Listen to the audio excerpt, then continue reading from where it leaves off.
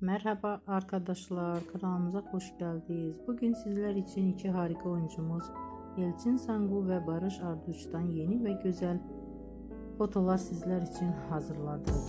Elçin Sangu öyle bir geçer zaman ki Kurt Seyit ve Şura ve Kiralık Aşk dizisinde rol almış ve herkes tarafından çok beğenilmiştir.